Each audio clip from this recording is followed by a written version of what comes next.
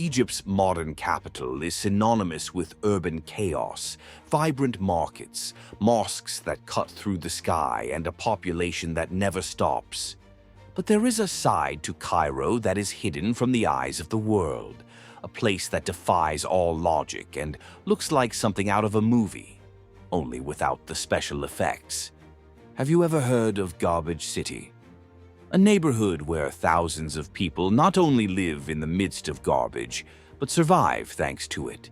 Streets lined with waste, mountains of plastic bags that accumulate like buildings, and a smell that makes any visitor think twice before continuing. Sounds unbelievable, right? But it's real. Today, Bello Mundo takes you to a place that doesn't appear in the tourist guides, a scenario that will shock you. Number 1. Location and geographical data. Cairo is the largest city in Egypt and Africa, with more than 20 million people living in the comings and goings of its metropolitan area. On the banks of the legendary River Nile, in the northeast of the country, the city grew at such a frenetic pace over the course of the 20th century that it seems to have ignored any idea of urban planning. The result? A fascinating labyrinth where traditional areas, modern neighborhoods, slums, and skyscrapers coexist, all in the midst of a desert climate, melting summers, calmer winters, and hardly any rain to cool you off. Cairo isn't just chaos and dust, it's living history. For centuries, its strategic location has made it the political, economic, and cultural center of Egypt. Today, it is a veritable knot of connections, roads, train lines, air routes, and even the Nile, which remains the country's vital artery, even if it is no longer so crystal clear. In the middle of this urban jungle, you'll find everything. Mosques steeped in centuries of history, streets so narrow that they seem straight out of an old tale, overpasses crammed with cars, minibuses, and tuk-tuks, and that mixture of chaos and charm that only this city has. If you want to talk about contrasts, this is the complete package. Number 2. Cairo's history. The city was born there in 1969, created by a group called the Fatimids, an Islamic caliphate that ruled by mixing religion and politics. From the beginning, the city was synonymous with learning, culture, and commerce. In the Middle Ages, it became a meeting place for scientists, artists, and merchants from all over the world. After that, the city passed through the hands of the Ottomans and, later, the British. Each left their mark, whether on the architecture or the way the city expanded. The result was a fascinating mix of historic mosques, ancient palaces, and even buildings that looked like they're straight out of Europe. Things changed even more after Egypt's independence in 1952. As a result, the capital grew rapidly, welcoming a wave of people from the countryside. There were also challenges: lack of housing, chaotic traffic, and sanitation problems that are still part of everyday life today. This is where the main government buildings, universities, museums, and everything else that keeps the country running are located. What's more, the city is a must-see tourist destination, being the gateway to the wonders of Egypt that we'll see below. Number 3. Cairo's famous landmarks. If there's one thing Cairo does like no other, it's impress with its sights. The pyramids of Giza and the Sphinx are the big stars, technically in nearby Giza, but still part of Greater Cairo. These wonders carry centuries of history and are symbols of the Egyptian imagination. Nearby, the Egyptian Museum in the center houses incredible relics such as Tutankhamun's famous treasure. Another must-see is Islamic Cairo, declared a World Heritage Site by UNESCO. Its narrow streets and alleys hold centuries of history, with mosques and madrasas that show the richness of Islamic architecture. Al-Azhar, Sultan Hassan, and Ibn Tulun are impressive examples of this legacy. For those who want a more vibrant experience, the Khan el-Khalili Bazaar is the right destination, a labyrinth full of life with spices, fabrics, jewelry, and handicrafts. When night falls, the cafes fill with conversation while Turkish tea and coffee warm up the atmosphere. Even with its modern attractions, shopping malls, hotels, and trendy restaurants, the city also reveals a more raw side, where the population battles daily for survival. And it is in this context that we find the City of Garbage, our destination for today. Number 4. Manshiat Nasser. Known as the City of Garbage, Manshiat Nasser is a neighborhood in the east of the Egyptian capital, on the slopes of the Mokattam Mountains. The place doesn't get its nickname for nothing. It is Cairo's main waste sorting center, receiving tons of garbage every day for separation and reuse. With narrow streets and modest buildings, the neighborhood is practically dominated by mountains of plastic bags and all kinds of waste, which become part of the scenery and the daily life of the residents. Around 30,000 people live there, dealing with precarious infrastructure and unsanitary conditions. The population of the neighborhood is mostly made up of Coptic Christians, one of the oldest Christian groups in the world. The Copts are direct descendants of the first Egyptian Christians, following traditions that date back to the 1st century. This detail is striking in a country with a Muslim majority, bringing a curious contrast to the region. And in the midst of this scenario of faith and garbage, there is a community that makes the wheel turn, the Zabaleen. And that's who we're going to talk about now. Number 5. History and origin of the community.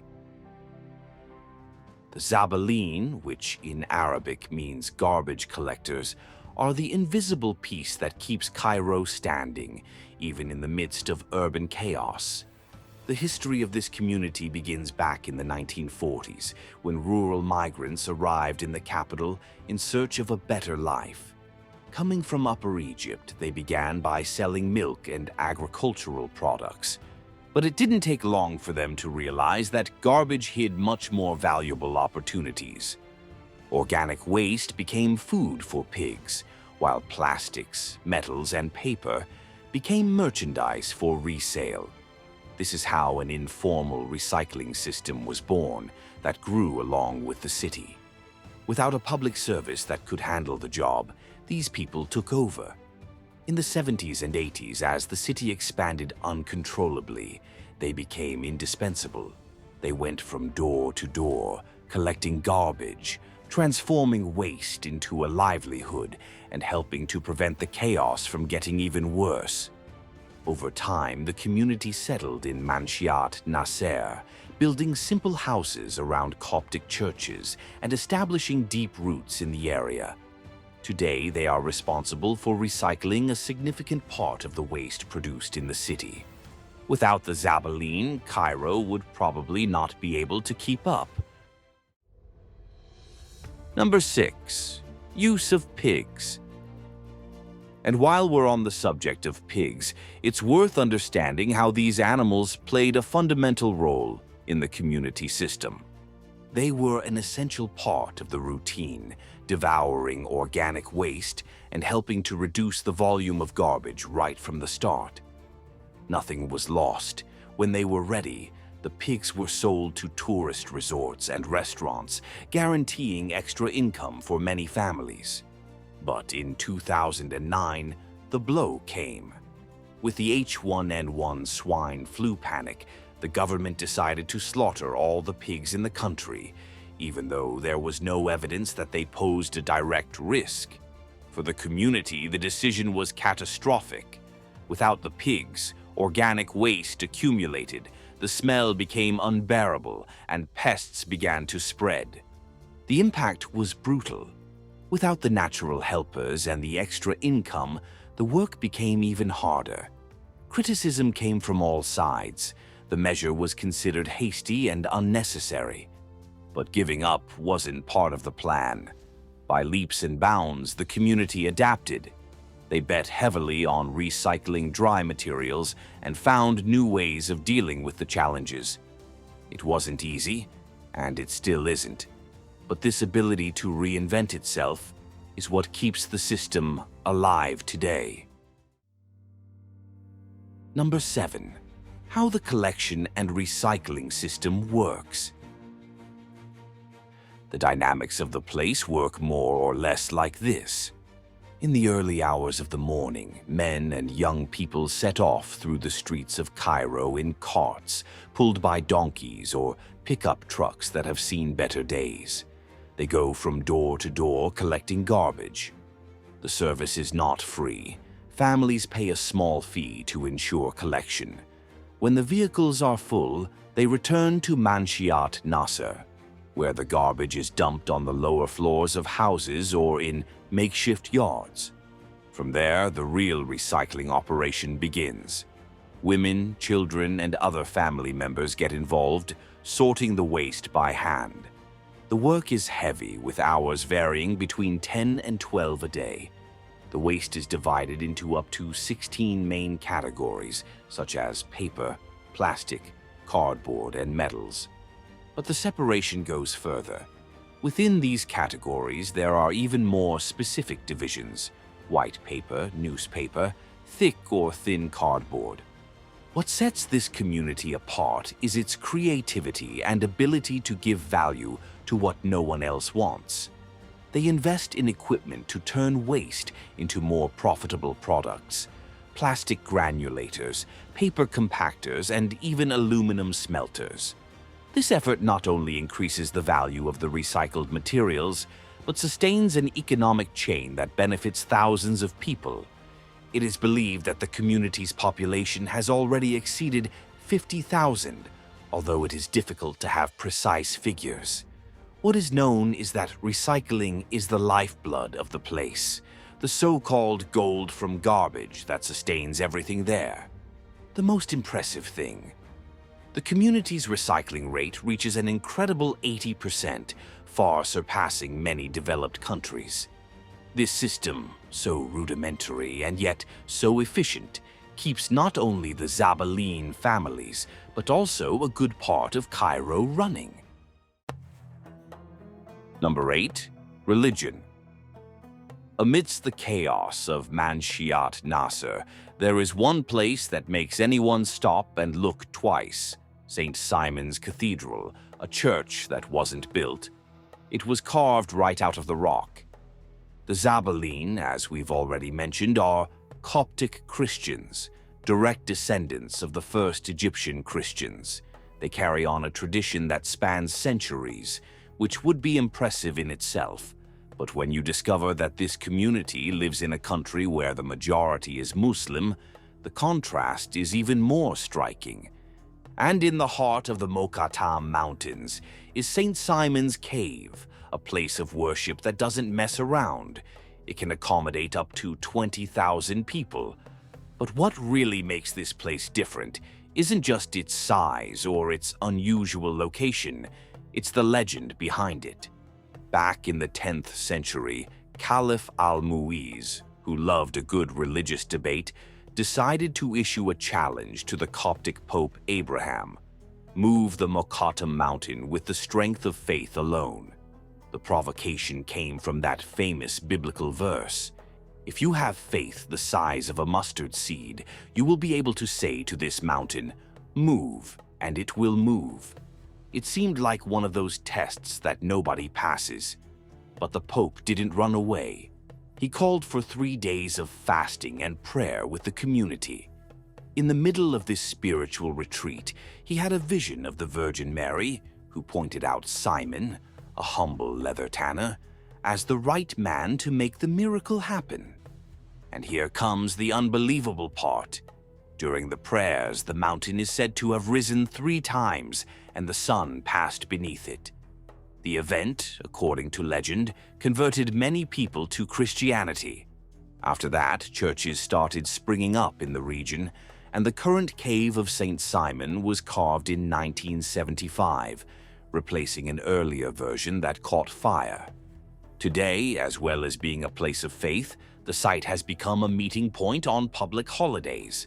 Families show up with picnic baskets, enjoying the lighter air and the view that stands out from the rest of Cairo. Number 9. Living conditions and challenges. As you can imagine, living in Manshiat Nasser is no joke. The smell of garbage seems to stick to the air, as if it were part of the landscape. And look, not just anyone can stand it. For those who live there, it's a matter of habit. Cabs and app drivers? Forget it. Most avoid entering the area, and police presence. Well, it's almost as rare as a day without a horn in Cairo. Flies, rats, and diseases lurk like unwanted visitors who have no intention of leaving. Piped water comes and goes as it pleases, and electricity follows the same logic. To top it off, the smoke from burning waste makes the air heavier than it already is. Meanwhile, children grow up running between piles of plastic bags, playing at sorting recyclables before they even learn to read. School? For many families, this is a distant luxury. The cycle of illiteracy and poverty seems like a labyrinth with no way out. But it's not all doom and gloom. In recent years, some lights have started to flash. NGOs, social projects, and religious groups have rolled up their sleeves and started to turn the tables. There are people teaching new recycling techniques, distributing protective equipment, and encouraging women to create handicrafts with recycled materials, which earns them extra money at home. Mobile clinics, vaccination campaigns, and even literacy classes are gradually springing up. It's not the magic solution, but it's starting to make a difference. Now, will it work? Nobody knows. But one thing is certain: giving up has never been an option for those who live there. Number 10. The future of the garbage city. The future of Manshiat Nasser is at a crossroads. Back in 2002, the government decided it was time to modernize Cairo's waste collection system. The idea seemed simple: hire European companies and spread containers on the streets. It looked good on paper, but in practice it was a disaster. The people of Cairo were used to the Zabaline's door-to-door scheme. Go to the containers? No way. And the contractors? They couldn't recycle even half of what the community was already doing with its eyes closed. Garbage is piling up on every corner, the recycling rate is plummeting, and, in the end, the companies themselves had to ask for help from the very people who had been doing the work for decades. The families of the city of rubbish. This episode made it clear that the Zabaline system isn't just efficient, it's irreplaceable. But that doesn't mean it's safe. Real estate speculation, revitalization projects, and the eternal desire to modernize everything still haunt Manshiat Nasser.